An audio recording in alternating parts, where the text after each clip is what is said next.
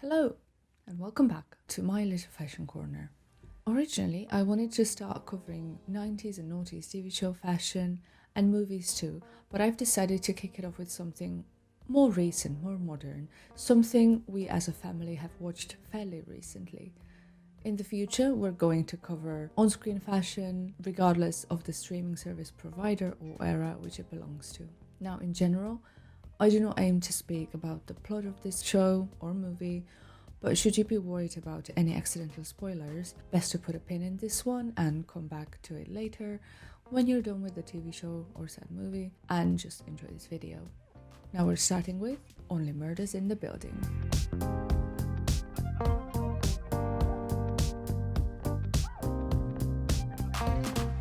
Only Murders in the Building's costume designer Dana Covarrubias was nominated for an Emmy Award for Outstanding Contemporary Costumes alongside assistant costume designer Amanda Bujak and costume supervisor Amy Bird. I can't but love a coat, and this TV show is full of them. Is that something that comes with living in New York City? Because if so, I'm moving house.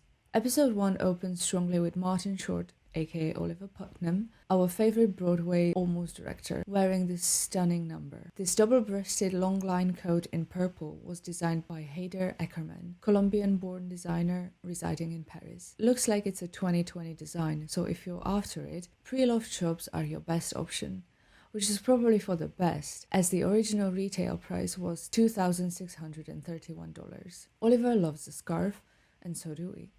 This one, going off of this tiny logo, is Turnbull and Nasser, which is a name and a half. It's not the exact match, but we've got options. Early in the show, you can see Oliver dressed in greys, browns and blacks, still looking dashing. It's probably underlying the rough times the character is going through. And we see a strong wardrobe development as we go. Steve Martin, or should I say Charles Hayden Savage, and his outfit is a strong series of shirts and jumpers, sweaters if you like. His opening outfit features my favorite recurring piece, a blue fedora hat. Fedora is an instant outfit maker. Plain white t-shirt and a fedora hat, scored. Leather jacket and a fedora, scored. I'm not sure what this exact brand is. It looks like Belfry, but there are many hat makers out there. Dobbs Hat, Bruno Capello, Biltmore, go wild. Whilst not entirely my style, Selena Gomez as Mabel Mora opens in this full fur jacket in mustard by Michael Kors. Yep, I said that twice. Michael is Michael Kors's more casual and more affordable brand. Unlike Michael Kors collection, higher end, more elegant, sophisticated. Michael Kors followed the playbook of Ralph Lauren. Name brand for every social group and capitalize on everything. Anyway, back to fashions. So we've got a full fur jacket, yellow beanie and a knit jumper. These crop plate trousers are Veronica Beard, and these boots, I feel like anything would go. Lace-up boots aren't necessarily that hard to find. These specific shoes are Kurt Geiger London in croc print leather. Kurt Geiger is a British company but named after its Austrian founder, hence the German-Austrian pronunciation.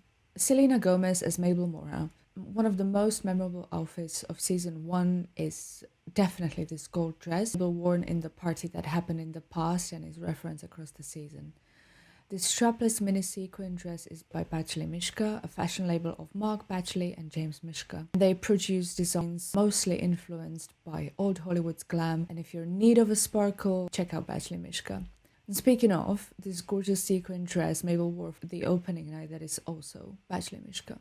Mabel also has strong coat game, which is my type of game. This check coat from season 1, episode 8, navy and black check belted beauty. It's gorgeous and gives a bit more sad, toned down Mabel. This beautiful white coat from episode 4, season 3, this is Sandro and retailed for almost £700 sterling. Sandro is a Parisian band started by a wife and a husband duo about 40 years ago. They were trying and still are trying to find that balance between luxury and what we now call fast fashion. Sandro is a very sleek, elegant, yet casual and chic brand, and check them out if that is your vibe. Sitzprobe. Now what an episode. Mabel worn this gorgeous Colorbrook trench coat by And Other Stories, has this very relaxed feel, double-breasted, and it retailed for £119 sterling. And other stories, maybe it's worth mentioning because it's not necessarily obvious at the first glance. This brand was launched and is owned by H&M, obviously a fast fashion group, who's been recently called out for curating their conscious stories and links to deforestation. Not saying don't shop there, I'm saying tread carefully. And Other Stories is meant to give out this creative feel, which is very attractive. So shop wisely, skip the blends, wear the things to dust, etc., etc. And don't be fooled. And Other Stories is easily found on the pre-loved market. Mabel wore a selection of teddy coats, which are usually very divisive. London vegan coat by Free People for £228 sterling. The Zadding and Voltaire made an appearance twice on this show and would cost you around £500. This faux caramel coloured beauty is from a Swedish fashion label Stan Studio and would cost you around 200 to 300 quid. And this one is Zara. We watch Only Murders in the Building as a family together time, and when I saw this jacket, all of us agree that it's a bomb. Noticing the zipper pull, you can see the moon crescent, which led me to believe this was Marine's hair. And I was right. Yay me. Looks like the costume designers got rid of the fringe for the set. Now this specific model is obviously no longer in sale, as this is season 3. I'm sure pre-love websites are hiding a piece or two, and its original retail price was around £600 sterling. And because we love patchwork, plaid, and altogether weird vibes, this Medina cardigan by Ulla Johnson from season 3, episode 4. Ulla Johnson cardies retail anywhere from £500 to £1,000 sterling, but I'd recommend checking out the sale section of retailers. They often feature those. This stunning cardi Mabel wears in 3rd episode of season 2. I am still debating to get this one. Cardigan by Lisa Sesga in racing flag color. It also came in this orange shade, retailing for around £120 to £150 sterling. Now this fabulous boiler suit or jumpsuit or overalls, what are we going to call this? I think it's Big Butt Press, a clothing label from LA that's very environmentally friendly, if not forward altogether, and specializes on unisex clothing. Do check them out, honestly. Or it's a completely different label and you've just learned about Big Butt Press and are now browsing fabulous short sleeve jumpsuits in a variety of colors to rock during this summer. You're welcome. And I'm sorry to the other half of the globe that's just preparing to get into autumn-winter. Perhaps next year? Season 3, episode 9, we're looking at this fabulous faux leather pink shirt by Alice and Olivia. Also, love these chunky earrings from the manufacturing garage of Rabanne, as in Paco Rabanne. But we've dropped Paco from the brand name in 2023, I believe, retailing for about £280 sterling. And I trust these shoes are Doc Martens. It looks like it. The wedding dress from this episode comes from David's Bridal. The exact dress isn't in production anymore, but a similar gown retails for around $1,700. Mabel, I think you are styled impeccably according to your character. Well done to your stylist. Mr. Oliver Putnam. Oliver Putnam in the house! Oliver's style really does grow or develop as his director persona is coming back to life. It starts a bit sad, but then it's all colours and patterns, and we love to see it. No peacocking.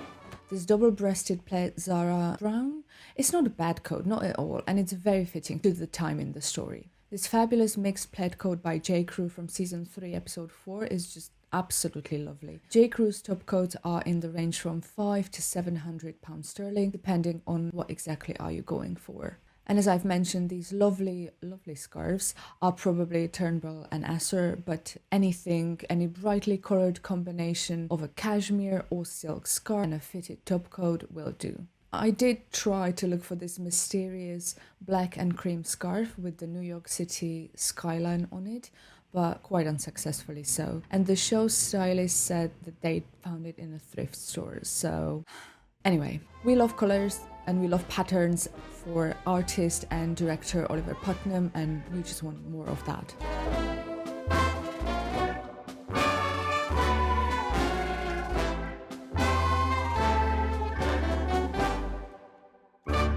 Mr. Charles Hayden Savage, he's got his old chap persona, doesn't he? And even the shirt, jumper, slacks trifecta supports it. Theory, Faherty, Ted Baker. I want more fedora hats. Kimber, I really don't like Ashley Park's acting, and I didn't like her in Emily in Paris either. I didn't like Emily or the show. And she always seems to be styled in a way I struggle to understand. It doesn't really resonate with me.